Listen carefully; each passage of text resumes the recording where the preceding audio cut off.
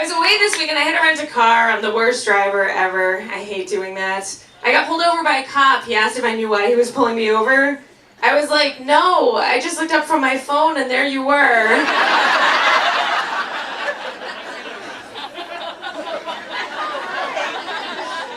If you were going to offer a cop a threesome to get out of a ticket, make sure the other passenger in your car is also into it. My mom is still pretty pissed.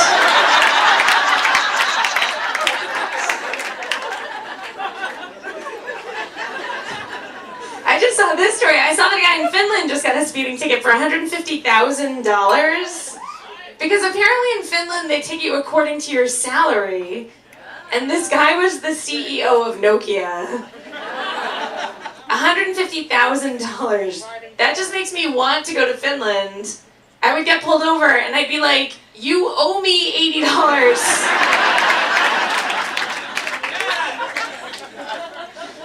And I could use the cash. I don't make a lot of money right now. I can't afford to live in a nice neighborhood. I live in a really bad area. Like, it's so bad where I live. There was a police raid on a crack house down the street from me a couple weeks ago. The police got the wrong address. They still got a crack house.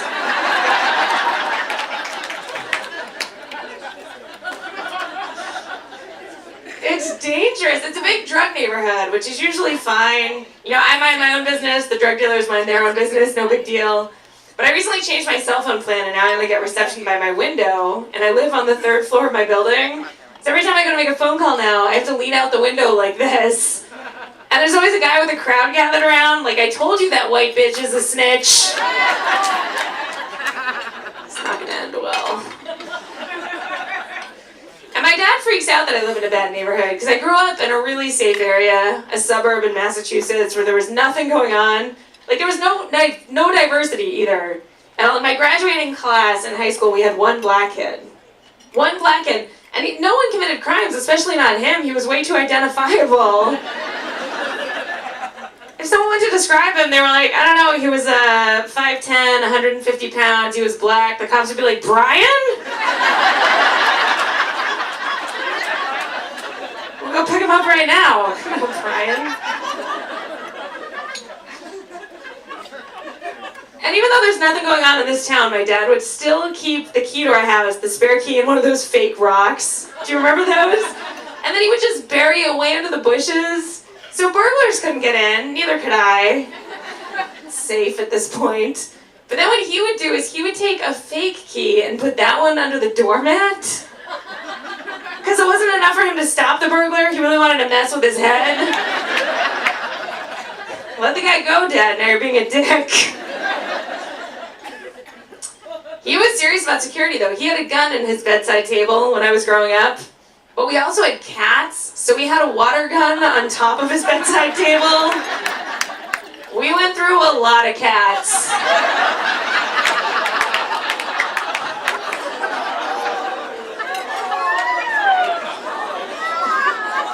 And one very wet, confused burglar. I was like, what was that? It was weird.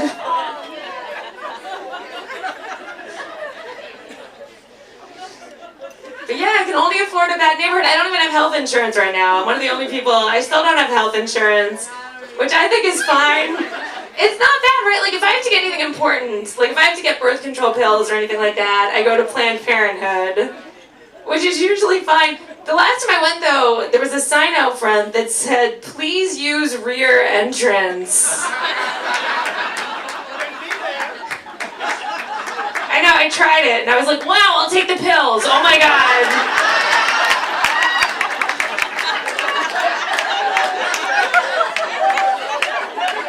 Not falling for that again, you guys.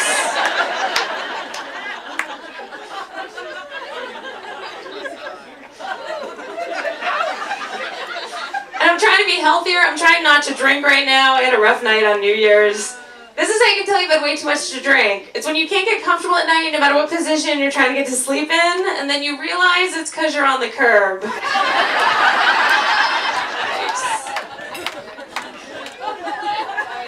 So I'm trying to take it easy. I'm trying to not really drink right now. And I didn't realize guys hate it when you're a girl who doesn't drink. Right? I constantly have to reassure them, I will still make bad decisions. You got this, unfortunately. The last time I went out drinking with my friends, this guy came up to me and he goes, I might not be the best looking guy in here, but I'm the only one talking to you.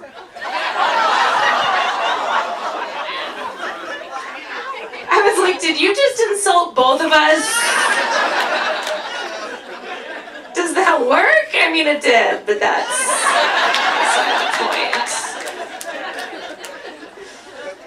Because you have to go out and meet people, you know? You can online date, but that can be a nightmare. Like, I've tried that a couple times. One time I was talking to a guy, he was just lying. Like, he said he was an artist. I thought that was really cool. And then it came out that he worked at Subway. Sandwich artist does not count, you guys. I met another guy who said that he said he went to Harvard, which is great, but then he worked as a cashier at Target, which is already weird, and then when I met him, he kept using the word supposedly. Right? So, like, either you're lying or something really bad happened along the way that brought you to where you are after Harvard. Like, if I told you guys I went to Harvard, you'd be like, no, you didn't. Or you'd be like, what happened? How did you end up here? Like, I'm gonna start lying in the opposite direction to make it seem like I'm doing better in life than I'm doing. Like, I'm gonna stop telling people I went to college and start telling people I went to jail. And people will be like, you are doing amazing right now. You are killing it, whatever you're doing. Stay on that track. But one guy I ended up dating for a little while. It started out really good. He was really cute. He had long hair. I was getting into it. And then on our third date, he showed up in pigtails. They were braided. I was like, is that Pippi Longstocking? No, a bun would have been so much better. They were braided pigtails. I was so worried because it was early on. We hadn't had sex yet or anything. And then I was like, what is going to be the situation down here? I'm just saying, if that's cornrowed, I'm out. If it looks like you're smuggling Coolio down there, it's just confusing. And he was such a hippie, he was a vegetarian. And vegetarians, I don't know if you guys know this about yourselves, but you are pretty fucking annoying.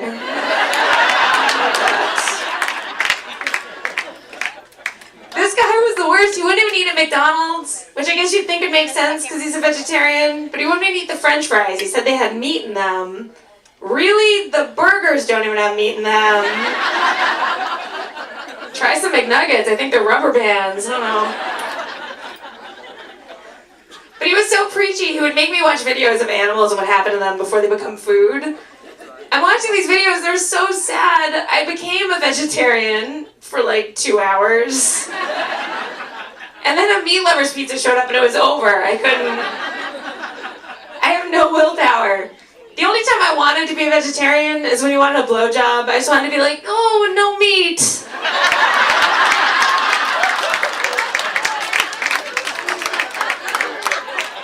Your rules, buddy.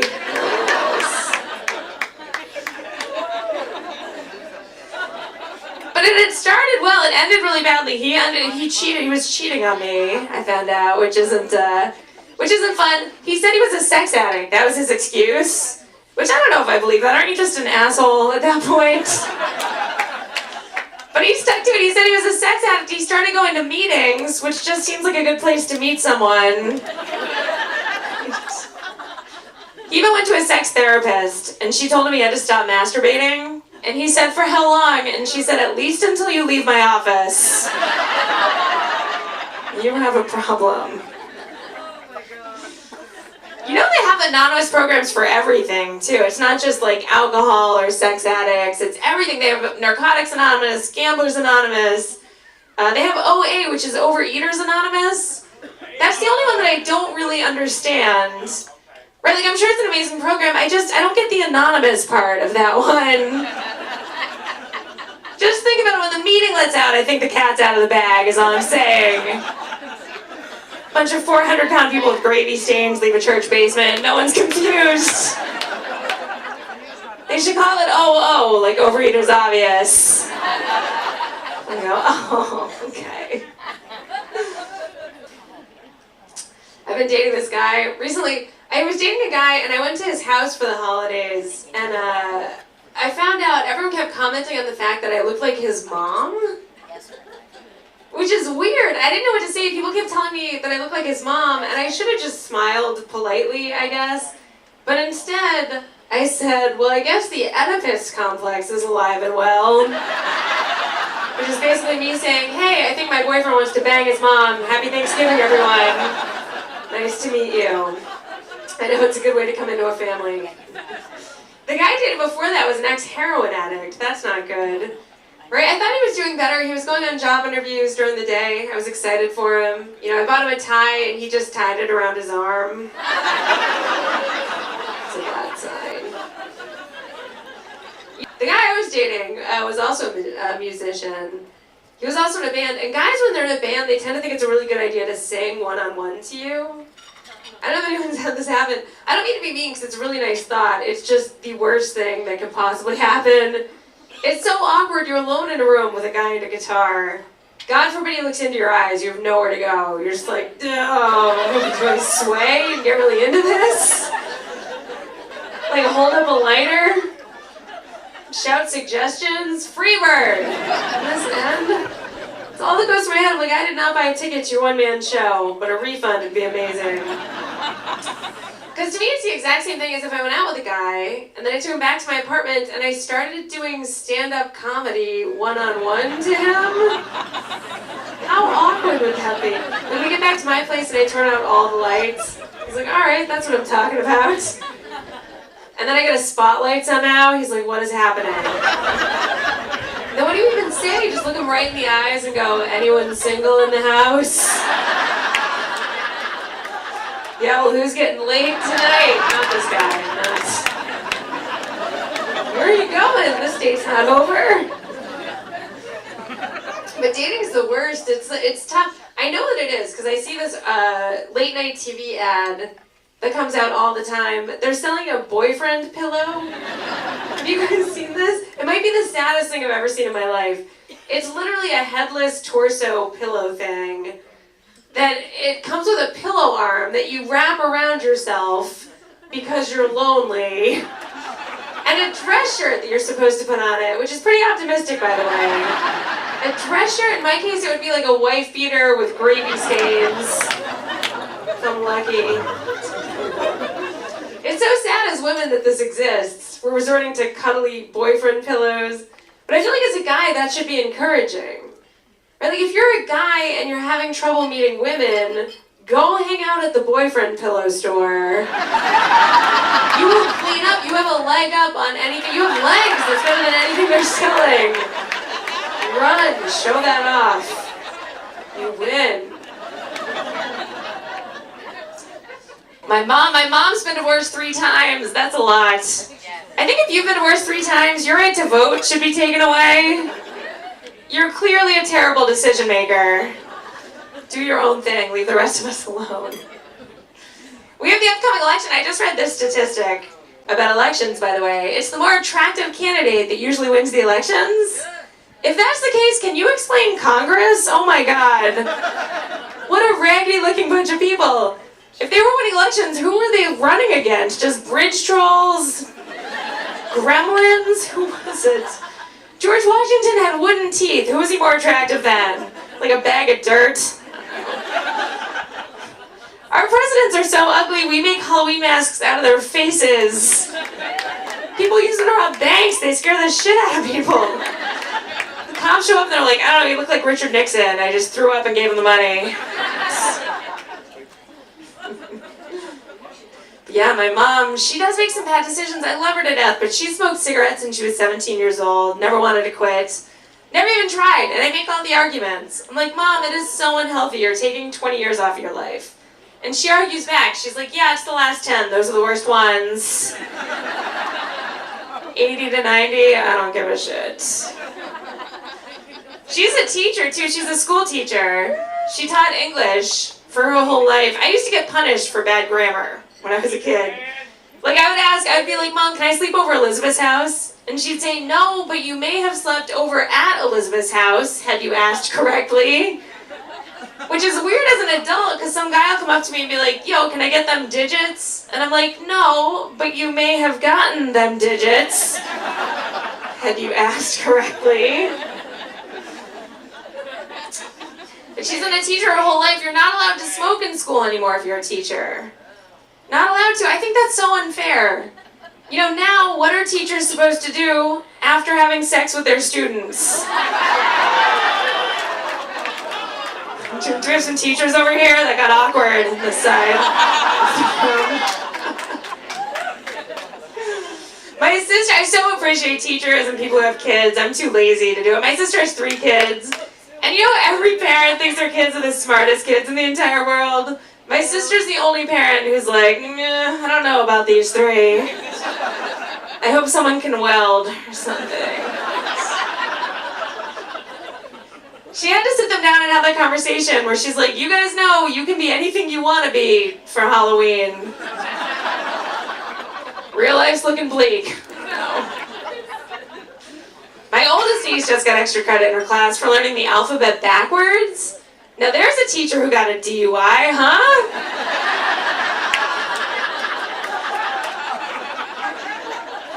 Not even trying to hide it, just teaching the kids the lessons they need in life.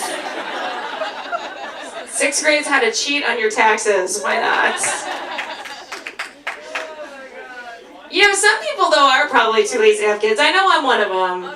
But I see, well, because do you see this article that comes out every year on how to not leave your kid in the backseat of your hot car? Every year that article comes out, people forget they fry their kids in the backseat of their cars.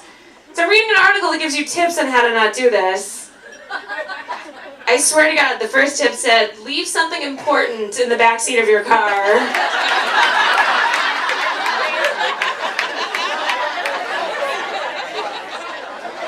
Did someone say, like, your cigarettes? You're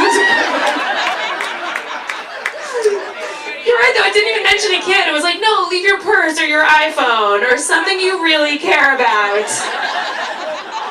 in the backseat of your car. And maybe when you realize, oh my God, my iPhone, you'll realize, holy shit, Timmy, oh my God. It's a nightmare. And now Jenny McCarthy's been telling people how to raise their kids. She's been telling people to not vaccinate them. She says it gives them autism.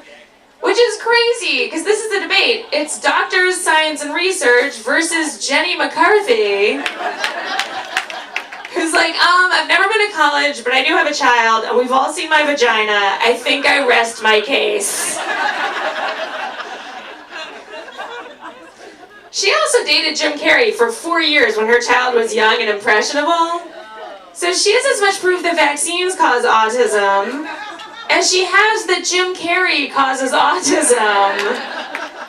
You don't think after a few years of wacky voices and faces, the kid wasn't just like, I think I'm gonna check out for a bit. If I stop talking, will this just go away? Someone have some cards I can count or a map I can stare at? He's talking out of his ass, give me a phone book, anything. Stop.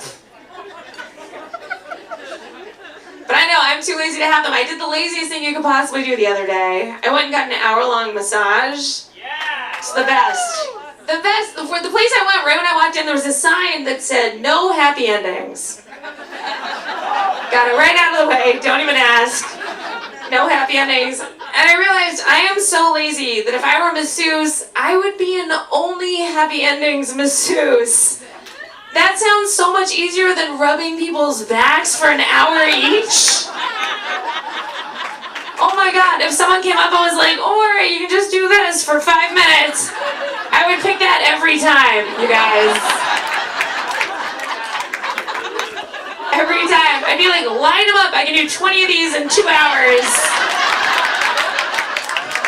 Take the rest of the week off, I got this.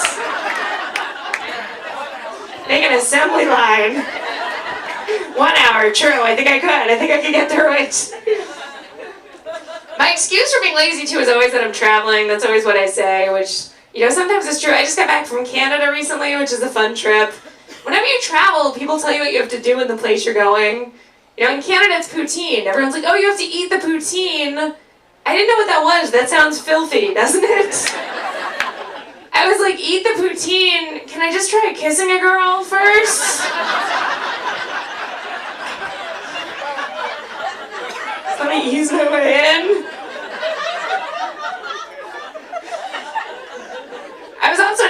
that's a fun trip. It's a huge time change though, which really messes with you. It's amazing.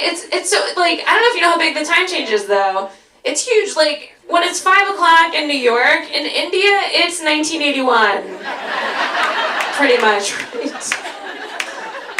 It is confusing. I love going to off the beaten path places though, especially third world countries. Because I'm writing a book that is specifically for third world countries. It's called God's Just Not That Into You. In the nonfiction section. I have a cruise coming up that I was so excited about. I'm getting a little nervous because there's been all these nightmare stories on cruise ships recently. Last year there was one that lost power for 3 days. No one could do anything about it. It became this floating outhouse that was unstoppable.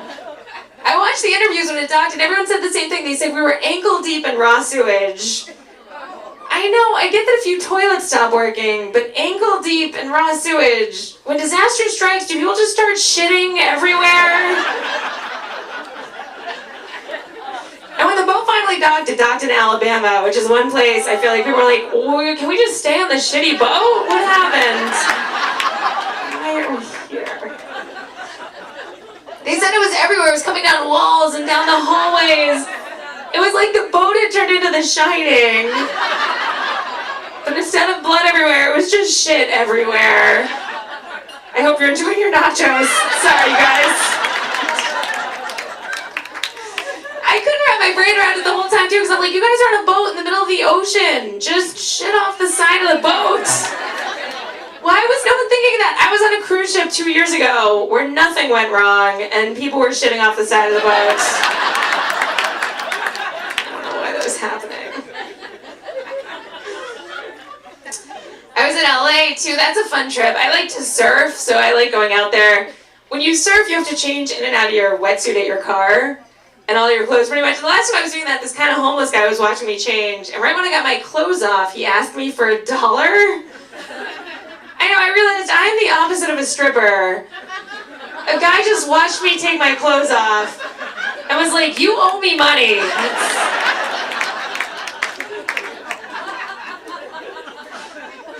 But I get it out there, especially everyone has fake boobs, everyone has these Barbie doll bodies. And I just read this about fake boobs, by the way. If you have them and you die, if you get cremated, you could explode.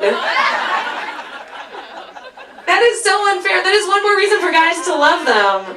Right, when you're alive, you look amazing and guys can stare at them, and then when you die, you explode? You win. You're better than a transformer. You're a walking Michael Bay movie. There's boobs and explosions. Walking down the streets. But it's award season out there now. Everyone gets so into that.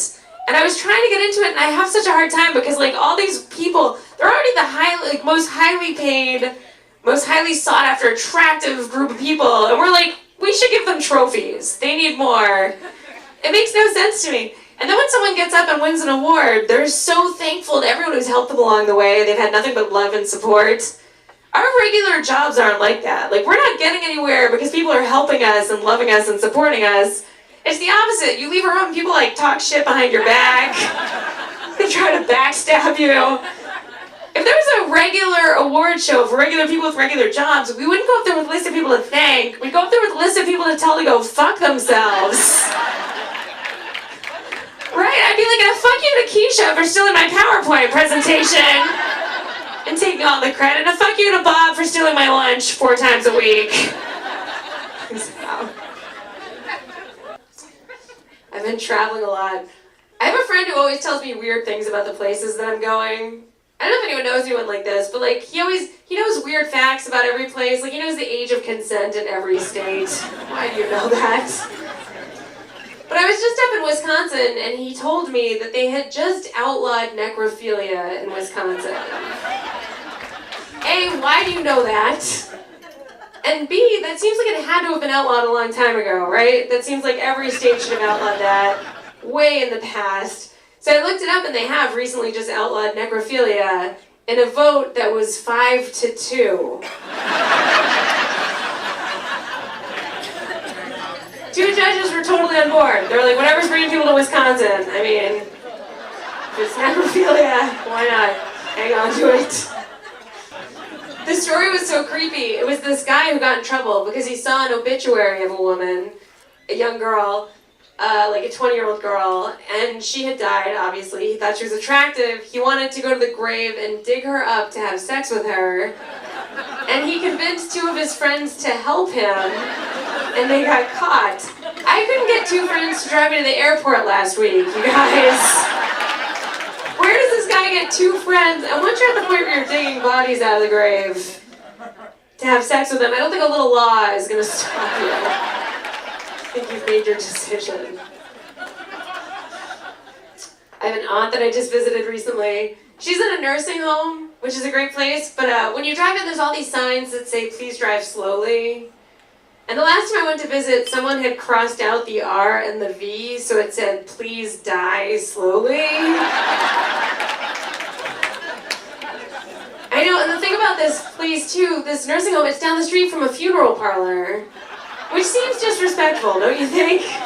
The only thing worse would be if there was just a conveyor belt between the two. It's like a luge that shoots him in there at the end of the day. I challenge anyone to try this. Try taking your sick elderly relative to the bank without looking like you're trying to rob her. It can't be done. You're like, just sign right here, Nana. It's totally fine. It's, what do you mean? What do you mean, who am I? I'm your niece. You need all of your money. This is legit.